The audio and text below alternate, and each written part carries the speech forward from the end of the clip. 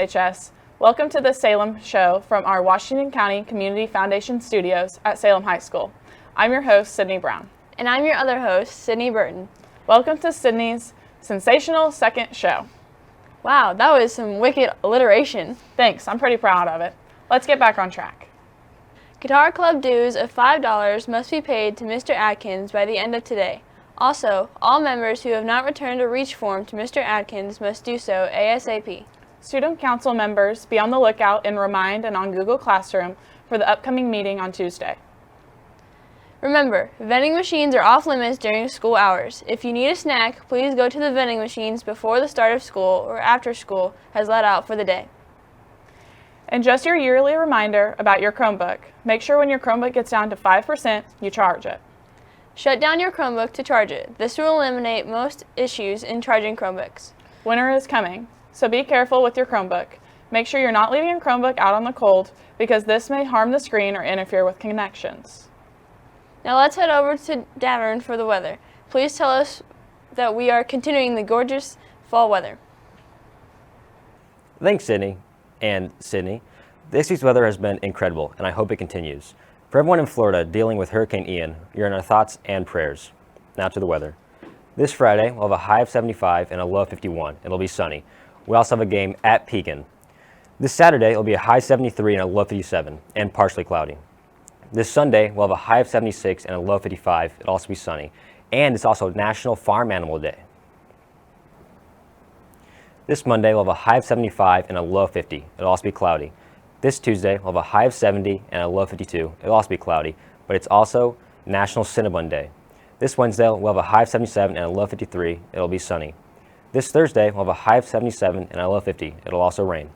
This Friday, we have a high of 76 and a low 51. It'll be cloudy. Also, we have a home game versus Charleston. Thanks. Now we'll go to Elaine for community news after this short commercial break.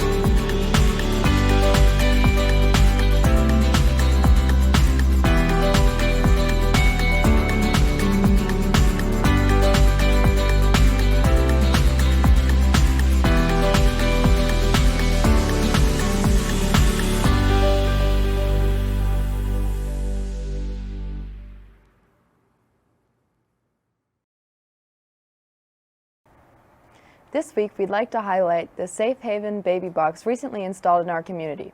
August 11th, Indiana's 88th Safe Haven Baby Box was installed here in Washington County. The baby box has been dedicated in honor of the little boy found in his suitcase earlier this year. Besides the baby box, a plaque reads, "In loving memory of a beloved boy known but to God." The box has been installed at the Washington County Ambulance Service on 1013 Webb Street. Safe Haven baby boxes are designed to allow mothers to anonymously surrender their babies. When someone decides to give up their infant using the Safe Haven baby box, a silent alarm will notify first responders once the drawer has been opened. After the drawer has been closed, it becomes locked and can only be opened from the inside of the building it is attached to. The baby box is temperature controlled and will keep the infant safe until first responders arrive. As of today, 19 babies have been surrendered using the Safe Haven baby boxes in the state of Indiana since 2016. Thank you guys. Thank you guys so much for coming. It is a good day to be from Salem, Indiana.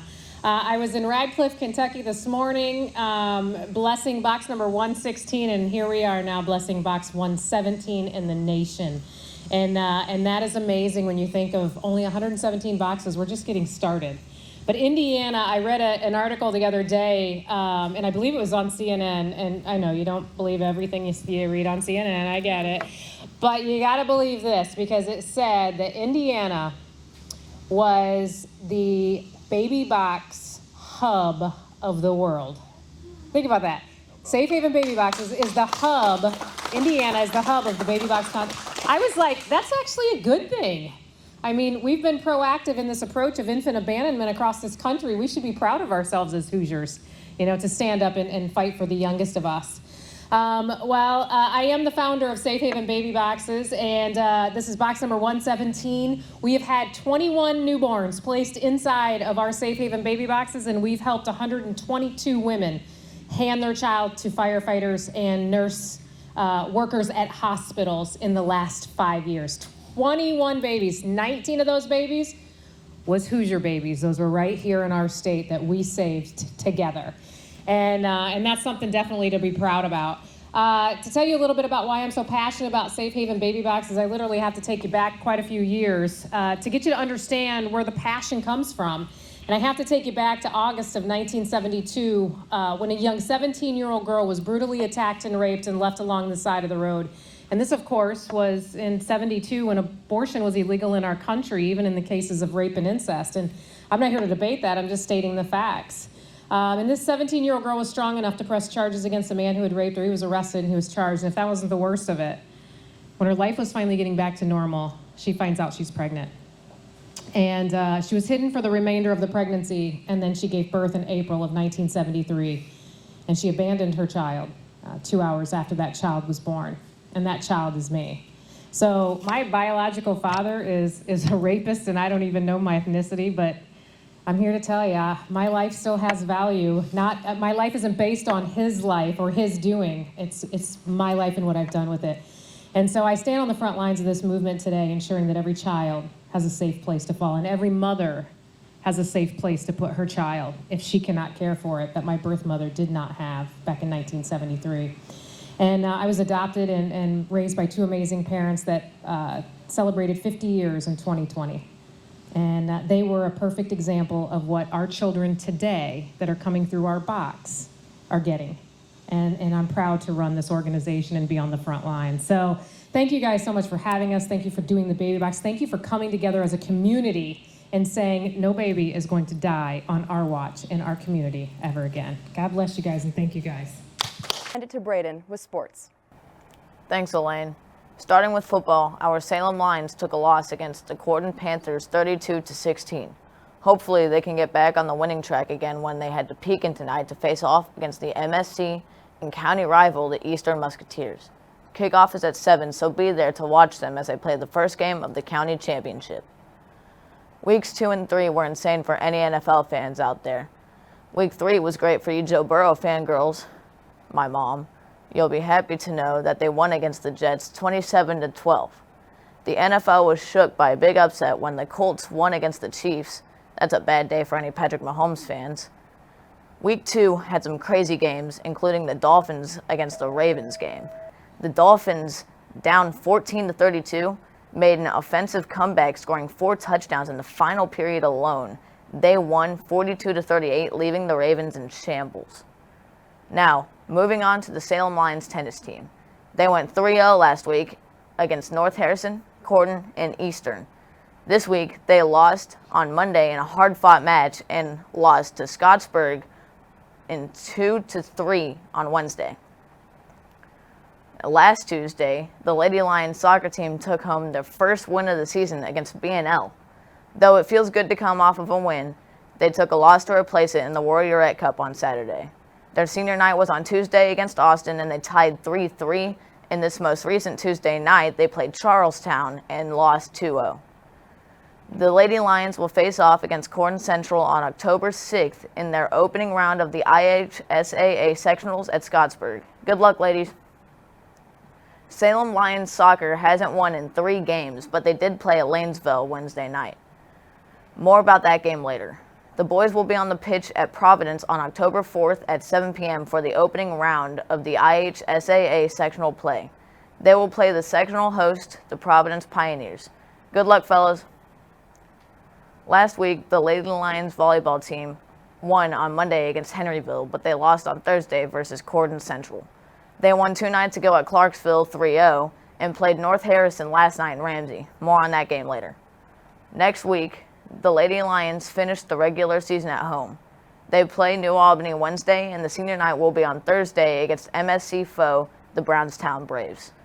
Catch all their home games on IHSAA TV network if you can't be there. Before we head back to the anchors, let's head to a short commercial break.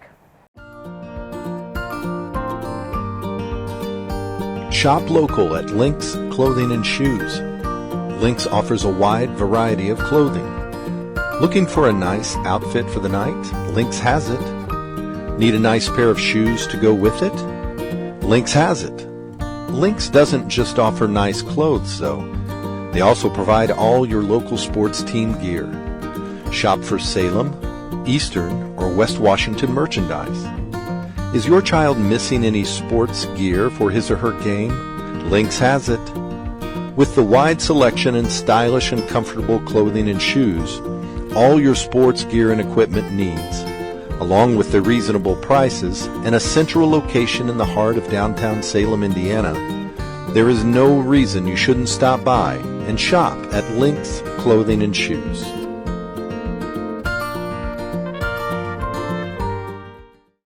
Thanks, Braden, for the magical Sports Minute. I see what you did there. We want to bring Monday Matters to you on a Friday, all about making magic. Have you ever thought about why we find magicians so captivating and entertaining?